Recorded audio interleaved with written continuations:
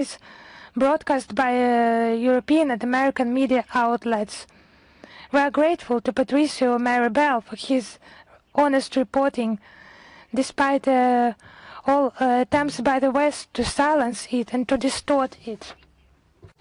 We continue to follow the developments in Moldova. The authorities of this country use the pretext of Euromaidan, the so-called Euro integration project. They keep the policy to sever ties with Russia and with its people, and it was manifested once again when Moldovan Parliament adopted on the 13th of November in the first reading the bill denouncing Russia-Moldova intergovernmental agreement on the establishment of cultural centers. We're talking about the Russian Science and Culture Center in Chisinau, also known as the Russian House. What is the pretext? Russia might use this agreement, and I quote, as a tool to advance the distorted narratives. They use this terminology. At the same time, Moldovan deputies recognize that the systemic monitoring of the Russian House has not taken place. They use and they made this decision under the highly likely principle. During the session of the parliament, members of the ruling party, the Sandu regime's party, went as far as, well, I do not know how to say it. They accused our prominent poet, Alexander Pushkin, in imposing non-traditional relations in Bessarabia. He came to Bessarabia in the 19th century, and that's how it all started. It's not just Russophobia, it is a mania, schizophrenia, and such statements confirm the general rule. Russophobia and refusal from the Russian culture lead to the loss of common sense and to the health problems, because that is gibberish that is said in the parliament of the country. Moldovans, the citizens of Moldova, made their choice so that these people could champion the interests of citizens of this country, so that they could address urgent matters, so that they would develop laws to benefit their country. No, Pushkin is to blame for everything. That's just funny. There was a episode of our comic show regarding Pushkin, who is to blame for everything, and we used to think that it was a joke, but it was not a joke. It was a scenario for the future of many countries. Meanwhile, the officials in Chisinau continue to cleanse the political landscape of the country from unloyal forces, and the pinnacle was the kangaroo court over the head of Gagauzia Yevgenia Gutsu. It is politicized and it seeks to intimidate the dissent. Probably they will have legal proceedings against Pushkin as well. The integration of the country into Euro-Atlantic entities are in full swing. That's what they are covering with their gibberish. They cannot recognize to their own people that they sacrifice people, the citizens of Moldova, in order to have these handouts, grants, and to ensure the future of only part of the society, the political establishment. As for the rest, they will all be sacrificed. From the 26th of October to 13th of November, Moldova hosted military exercises, Peace Shield 2025, in order to assess skills of the national army in line with the NATO operational capabilities concept before their possible participation in international peacekeeping missions. What kind of an international peacekeeping mission are we talking about? the question begs itself. The citizens of Moldova ask Sandu, what kind of peacekeeping missions can NATO put on its track record? What kind of peacekeeping missions of NATO are we talking about? In Libya, for instance, there were peacekeeping efforts by NATO which split the country apart, let alone huge losses, massacre, and the tragedy that the Libyan people suffers from, let alone the repercussions for Western and Southern Europe. Thousands of Libyan refugees fled from their country via the Mediterranean to Europe. Maybe we can remember another success story for NATO and its peacekeeping missions. Maybe we're talking about the bombing of Yugoslavia that became the beacon of hope, and Sandu guides its own people to follow this example. Although Sandu has a different kind of people, Romanians, Iraq, Afghanistan, we shouldn't even begin this story. NATO has no peacekeeping missions whatsoever that could lead to peacekeeping results. They're only destructive missions of NATO. On the 11th of November, the Defense Ministry of Moldova announced it received another batch of transport vehicles from the European Peace Facility. Moldova is the second recipient of assistance through the so-called pacifist fund after Ukraine.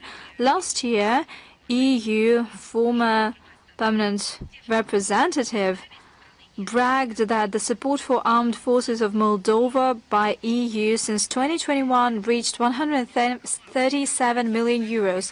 It is all happening amid the economic collapse and the collapse of social sector. Over the 5 years of the ruling party, the Moldovan inflation grew by 66%. The GDP had 0% growth, including its financial assistance.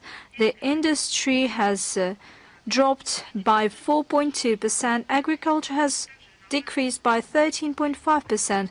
Probably Alexander Pushkin is also to blame for that. He once came to Bessarabia. The helplessness and incompetence of the Chisinau regime became obvious for the Western sponsors, and the red flag was the decision by the IMF to block the latest tranche, 170 million USD, due to non-compliance with fiscal policy and governance. As a result, the authorities had to take loans from France, since it has apparently no problems. Everything is so secured in France that they even steal from the Louvre at daylight. And clearly, this is a failed policy of the budget policy. We regret to state that under the current leadership, Moldova is turning into the territory of poverty and lawlessness, and the people see that, and they vote with their foot by immigrating in more promising countries, including Russia. There were a lot of questions that we have already commented upon.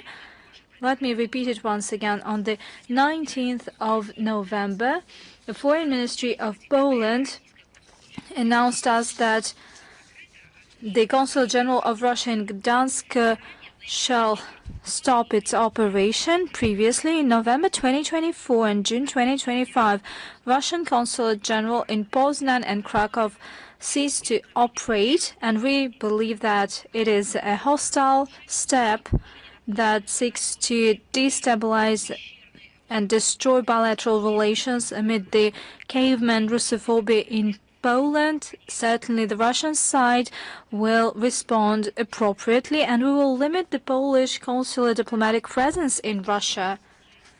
Cambodia, Thailand situation. We express concern over the recent exacerbation of the border conflict between the two countries. Hopefully, as a result of a dialogue, bilaterally, the countries would resume the implementation of the joint declaration that was signed on the 26th of October in Kuala Lumpur. We stand for addressing all disputes solely by peaceful means. Such territorial disputes are the result of the colonial policy of the West. Amid severe degradation in security in the Asia-Pacific, it is especially important to act within the spirit of unity and solidarity for ASEAN to overcome historical differences. Djibouti.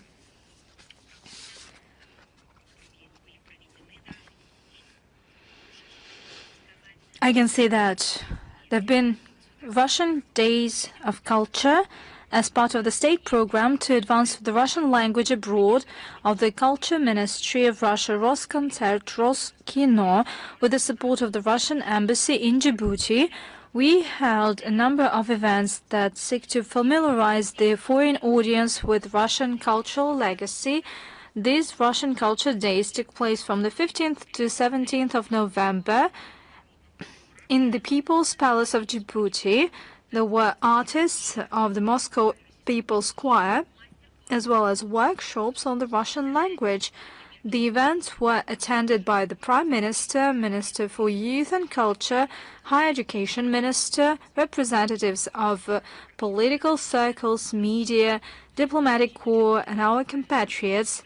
And the significant part of the audience were Djibouti's school children and students. The invited officials and guests praised the high artistic professionalism of Russian artists, and these events were broadly covered in the media outlets.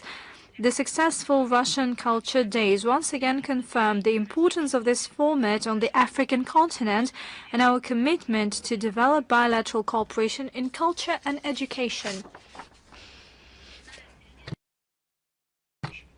Starting with mid-September, Mali has been experiencing fuel crisis due to systemic attacks by fighters of pro-Al-Qaeda JNAIM group. We're talking about attacks on car convoys that provide fuel to the capital. We're talking about supplies from Senegal and Côte d'Ivoire. The jihadists spread fake news in order to sow mass discontent among common citizens and to mount pressure on the transitional government in Mali. Currently, the African Corps of the Russian MOD has been actively working on the ground. We have organized the checkpoints at the routes of the convoys. The fighters of terrorist groups suffer severe losses. Lately, there's been a decrease in this fuel crisis in Mali. Russia intends to further provide assistance to the friendly people of Mali when it comes to overcoming their hurdles so that they would ensure their independent, sustainable development. A lot has been said about that. But actually, our country pays special attention to that. You know, on the 20th of November, we marked the 18 years since the start of the work of the international military trials in Nuremberg. It is an unparalleled judicial process that condemned the main military criminals of the Third Reich.